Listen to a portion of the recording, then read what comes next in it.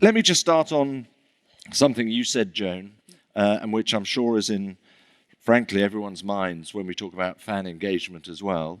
You said it also brought quite a few dollars with it. I'll ask you how many. I don't know if you can give me an sort of ballpark figure, but if you don't want to answer that, as a proportion of revenues coming in for Cricket Australia, for example. So I guess we don't have the numbers made public, but I would say that the license fee that Rario and Block Trust have invested into Australian cricket is the third largest investment in Australian cricket behind our domestic and Indian media rights. Third largest? Yep. Right, already, with scope, presumably, to grow. Hopefully. And what are the other benefits beyond, the hard cash? What else is it bringing into the sport, do you think? So I think it's that ability to connect with fans across borders. So I think when we think about kind of the change in the media landscape and what we're seeing with our traditional revenue streams of, the TV broadcast deals that we have both domestically and overseas, it's really about trying to build the profile of Australian cricket outside of Australia as well as within Australia. So I think bring more fans to the game and to strengthen those other traditional revenue streams. So, make sure that we continue to have people coming to matches, that we continue to have people watching on television. And then again, because we're a national governing body, it's about getting kids to play. And I think what I like to think of it is, you can't really force kids out into the playground and force them to do things. And I think just kind of showing them a bat and ball might not work. But if you go to the place where they already are, and it sounds like you talked about that earlier in the week, this is where they are, that we can go and engage with them there and then hopefully draw them out and bring them into the sport as a participant as well. Okay, so it's perhaps another, like a stepping stone towards actual participation, because I think that's one of the things that a lot of people were concerned about after Gary was speaking to us on Monday, that life's being lived in a virtual world.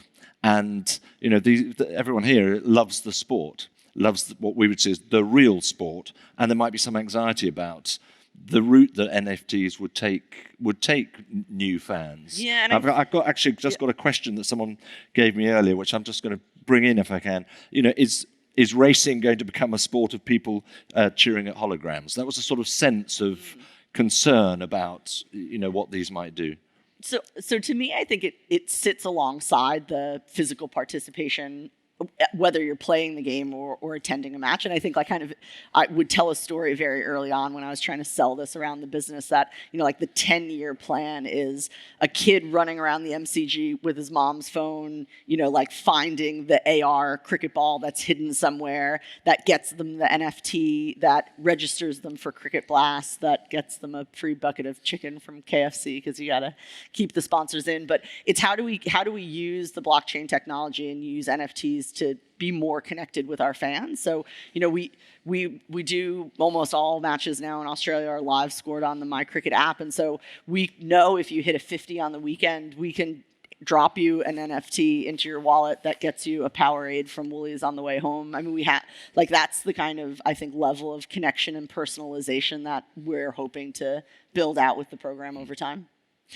Gary, you drew on ZRun, and I'll be honest, I don't know much about ZRun, and I was trying to find out while you were still talking, and I still haven't quite worked out. Are they inventing? Is it all about invented horses, yes, or are there any real horses involved? Can you pick up a Winx or an actual horse? For ZRun, you cannot. The horses in ZRun are all digital. They're all invented horses. Which gives them control over the supply of the actual horses that are racing that are available for purchase and trade.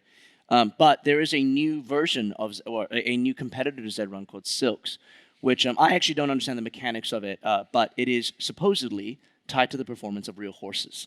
And so people are buying digital horses that will go up and down in value based on the performance of a real horse. And Lisa, does that have a rights issue attached to it? I mean, I would have thought owners of horses finding out that someone's found a way to max out on their horses through something like Silks would be very worrying. Yeah, it is, and it would be really interesting to look under the hood and see, exactly what they've done to acquire any rights they might need to actually commercialise it in that way. I wouldn't be surprised if, I don't want to cast aspersions, but there could be some infringements going on, and it's kind of, we're operating in a world where you do it now and ask for forgiveness later, and it can be the downfall of an organisation. So I'm not saying that that's the case there, but it'd be interesting to see how they've done it. Because it feels like there's well, it's not mixed message. It's a confusing picture, because we've got a sense from Joan's examples, your examples, Gary, of they're out there doing it now. It's happening now. Get on with it, for goodness sake. And then at the same time, Lisa, you're saying, hold on. Take your time. We've seen FTX. We've seen major disasters. There's massive instability. How do you find? Where is the line? Well, I feel like we have to be very, very careful with who's behind, the reins, to use your terminology. But quite often there's very youthful, excitable people who get buy-in from all sorts of different investors and that sort of thing, but they're not necessarily doing the forensics or the groundwork that you might need to do to have long-term success. So I think I would just, that's my message, is just, hasten slowly, get on board, but do your homework. Don't necessarily be caught up by the enthusiasm of our children, because when you look at who's in jail, they're pretty young or going to jail soon in OFX. Yeah, they're very young people. Yeah. Well, Dave, if you don't mind, Yeah. I want to add to it a little bit. Proper builders in this world believe in regulation. I believe in regulation. My peers who are building infrastructure in this world and building the majority of these applications that I actually think are going to scale believe in regulation. We actually want more of it. An unregulated world is a really bad place for entrepreneurs to be building, because we have absolutely no idea where the lines are eventually going to be. We don't know if our business will be crushed one day because of legislation. And so actually around the world, whether it be in the United States or the United Kingdom or in Hong Kong and Dubai, the governments are actually working with entrepreneurs to decide on where the regulatory fencing ought to be. And that's absolutely the right kind of relationship that entrepreneurs and technologists should be having with regulators and legislators.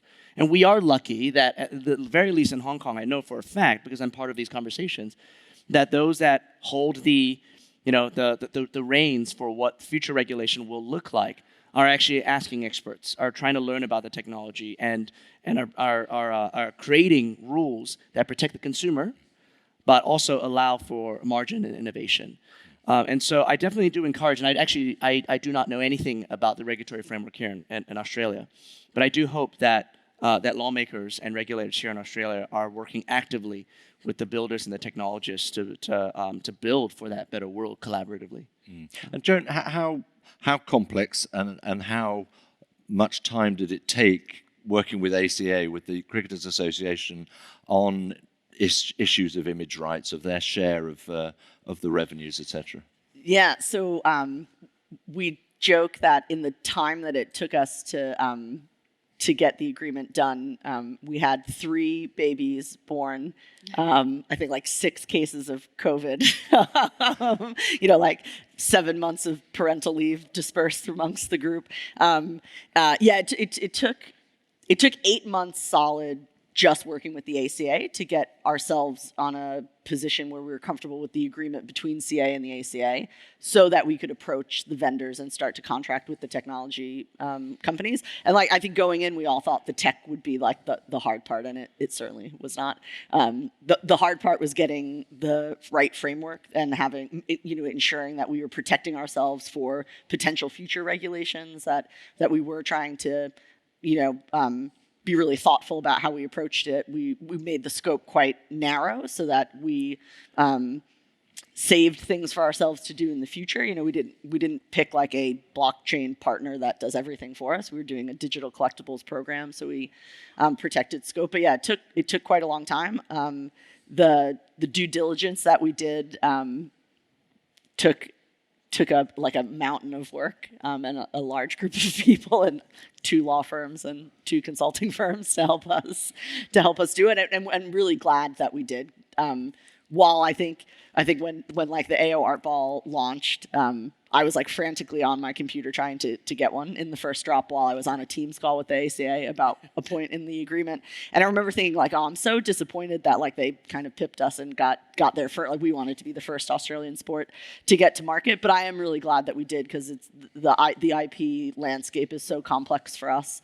With who owns it, but who has rights, and what we already have kind of as a precedent in our players agreement, the MOU of what we do with our traditional licensed products like paper trading cards or posters. So it was good to take the time. Yeah. Do you have any concern that, one of the points that Gary has pushed time and again, this is all about decentralizing, that you're now in a partnership with the cricketers, but ultimately they'll do all this themselves. They could, yeah, absolutely. So any of our players are free to go and do a deal with an NFT company to produce NFTs of their own. What they're not able to do is use any CAIP without us, so they can do what we call white T-shirt deals. So, in their backyard, in their own kind of nets training, they can do that. But what we all agreed on is that the power is really combining the IP. So it's having the rights from the player and the approval from the player, and then having the archive footage and the photos that we have, and I guess like the weight of the Australian cricket IP. Right. Okay. I've got a question here from the audience. Can the NFTs at the Australian Open, as you brought up, Lisa, or at Cricket Australia, wherever, can they be purchased with what we would call real money, or only crypto? How does it work? So ours are real money only. So we have a very simple onboarding process, and we're actually quite intentional that we don't call them NFTs. We don't talk about blockchain in any of our marketing. They're our digital collectible program. All you need to do is put in your email and a phone number, and you can pay with a debit card. The only time you kind of feel a bit of the wallet creation is if you ever want to take money out of your account. Then you have to go through a KYC process to ensure that's all taken care of. But yeah, it's a very simple process for us. And all that buying and selling on, and that's all done through just money. Yes. Yeah. Yep. Right. Okay. Here's another question, and this is coming back to ZRun, actually. I don't know if you can answer this, Gary. Who decides who wins? Who decides who comes second? Who's placed?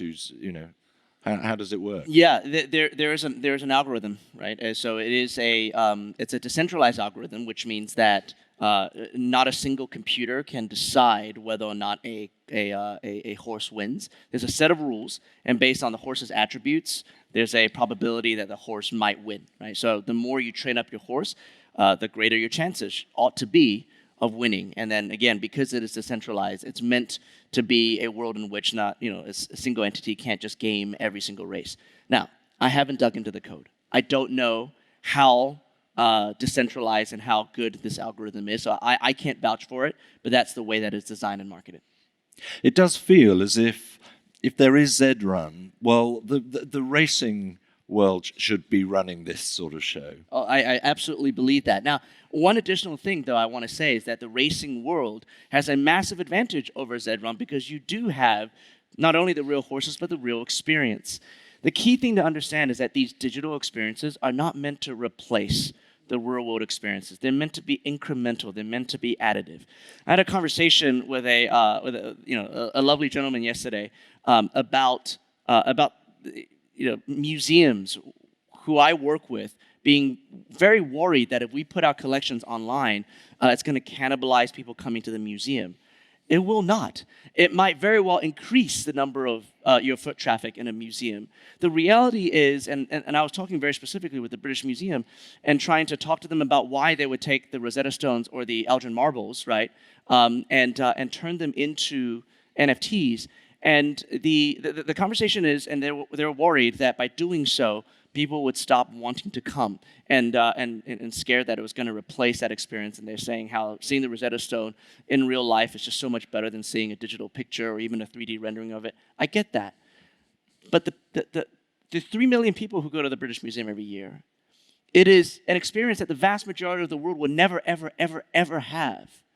And so putting it in the digital world and having an NFT of it is not to replace the 3 million visits. Rather, is to give the other 7 billion people around the world who will never get to go to London and go to the British Museum an opportunity to see this incredible asset and learn about this incredible asset in a compelling environment. And I think that that's the way we should be thinking about digital experience. It doesn't cannibalize, it doesn't take away, it doesn't replace physical experiences like actually going to the races. It just makes it more accessible to a lot more people around the world, and hopefully over time will actually increase the number of people who want to experience it live. And is it clear that if you, because you gave the example of you setting up a Mona Lisa NFT, and then the Louvre does it, you're stuffed. You're just you're in a different league. Is that a guarantee? So for if racing want to do something similar with, I don't know, maybe a race or a horse or whatever it might be, and someone's already done it, but they've done it themselves, this will trump that simply because of provenance. Depending on the brand, I absolutely think so. I mean, that's the way that the marketplace prices anything, right? Paintings can sell for tens of millions of dollars, and the moment they're proven to be fake, their value drops precipitously, right? Even though the enjoyment of that painting has always been the same, it's just the fact that it's proven to be a fake, then the value goes away. And so in this situation, if there is something that is of equal quality, but is proven to be from the original issuer, from the actual asset owner, I believe that the open marketplace, the free market, will certainly price it more. Jane?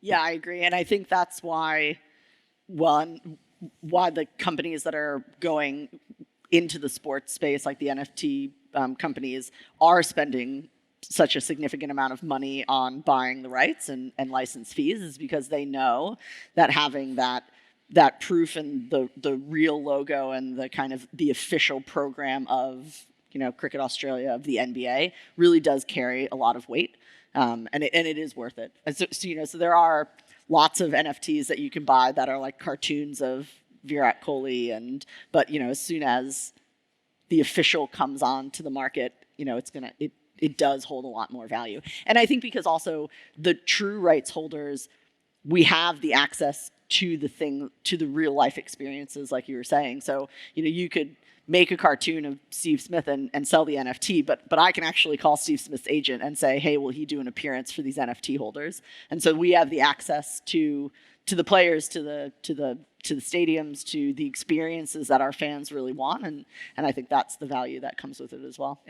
And even though this is still early, to Lisa's point about the current legal system still being in play, don't ignore it. There is now precedent law to say that copyright law that we've always had, that we understand, applies to this digital world, applies to the metaverse. The very specific court case just finally saw its conclusion was Hermes sued a creator who had created a series of NFTs called Meta Birkins.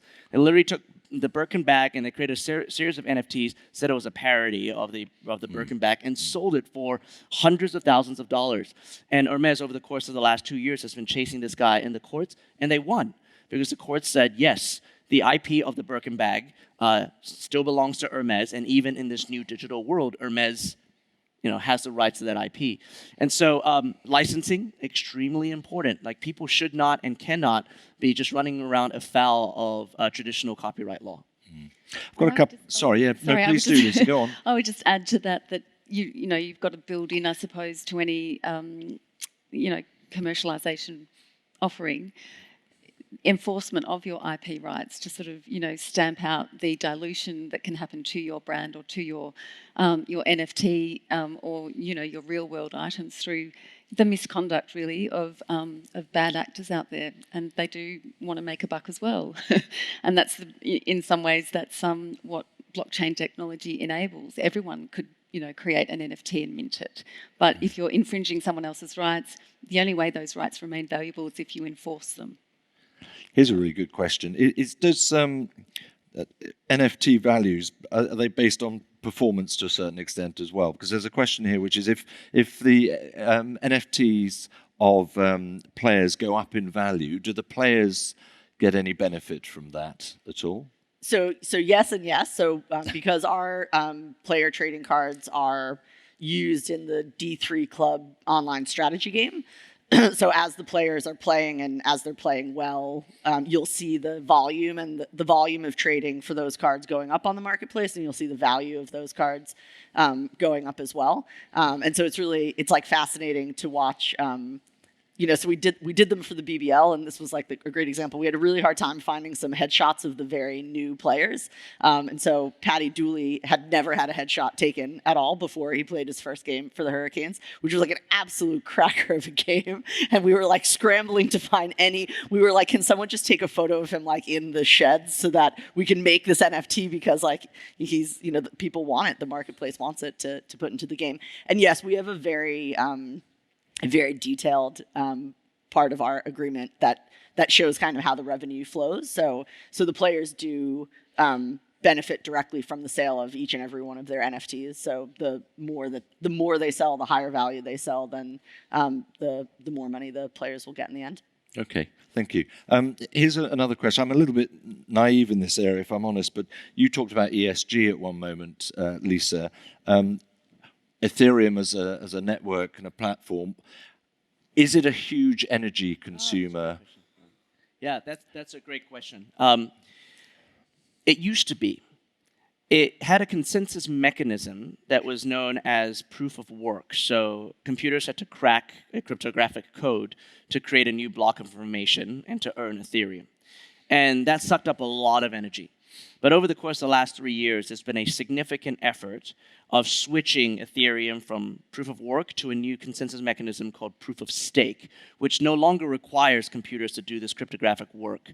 That happened just a few months ago, and it was called the merge. It was the first of many steps that have shifted the entire Ethereum network to a new consensus mechanism. None of those words make sense to the majority of people here, but the outcome is this. Ethereum has now decreased their energy consumption footprint by the equivalent of the country of Argentina. So in just one move that took 3 years, Ethereum is now consuming very, very little energy versus what it used to be. And what it used to be was literally the energy consumption of an entire country of Argentina over the course of a year. Now it's effectively zero compared to that. We've wiped off a country as large as Argentina off the planet when it comes to energy consumption. So the majority of blockchain today has a very, very low carbon footprint. So it used to be a massive issue. It will always remain an issue for Bitcoin, because that will never change. But Ethereum was the other major issue, and that now has changed. And most of the modern blockchains that we now build on are proof of stake, so they no longer have the ESG issues. Okay, so yes, no, However, please. they do have, some interesting issues as to whether or not that change has turned it into a security. So it's kind of, you saving on one sort of ESG consideration, but potentially introducing a landmine of other issues, which I think will play out in the future.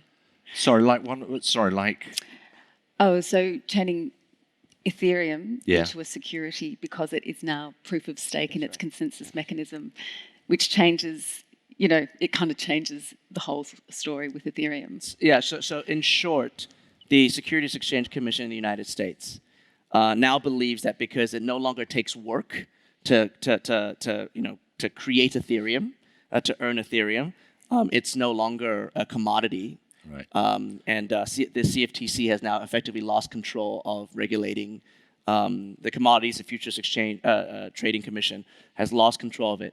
It is actually, for me as an entrepreneur, it is quite scary to see what the SEC in the United States, the Securities Exchange Commission, is trying to do with cryptocurrencies and with blockchain. I'm not sure that we can stop them, but I think it's very non-progressive the way that they're treating it. So to Lisa's point, it needs to be watched very, very closely whether or not eventually all tokens get labeled as securities. I do not think that is going to be the case, right? Because there's a lot of intelligent lawmakers in the United States who are incredibly against the way that the SEC is pursuing this. But right now, the SEC definitely has at least a year where they are the prime figure and whatever they say goes because of the collapse of FTX. In the course of listening to all of you, I was scribbling furiously, and I've got loads of specific questions about some of the different examples and models you gave, which I'm not going to run through now because we don't have the time, frankly. But what I would like is a take-home message, really. What, from your experience, Joan, one point that really racing should take away with it? To get into the space, to lean in, and that it doesn't have to be a massive, perfect, huge project that gets launched with hundreds of thousands of NFTs. You can test and learn and build and grow, and like we admit, we don't have product market fit yet in Australia, and we're going to keep working at it and keep testing, different utilities and different ways of structuring the NFTs, but just to get in and to start doing little projects and little tests. And Lisa, yours, what, hold your horses or? No, not at all. Just do it right. I think the success stories that we've heard about today have done it right. They've got, the legal framework in place. They've investigated, and got rights clearance where they've needed to. And I think, that sets you up for success. Gary, last thought? Yeah, thank you, by the way, for this. You guys got to go first. I got to think. I think at the end of the day, it really comes down to the consumer, to your audience. And this ought to be all about that next generation of audience. Don't do it just because it's new technology and you want to look like you are an innovator in the industry and you want that press release that says X club is the first to do Y. Do it because you really believe, you've actually looked into and understood that next generation and believe that their natural, inherent behavior is going to require this type of technology. And if you come to that conclusion, right, then start experimenting and do it carefully the way that Lisa said. So I think hopefully all three of these things come together well. I suspect you're going to have a busy coffee break because there are so many questions to come out. But for all the answers you've given, thank you to Lisa, to Gary, and to Joan. Many thanks indeed.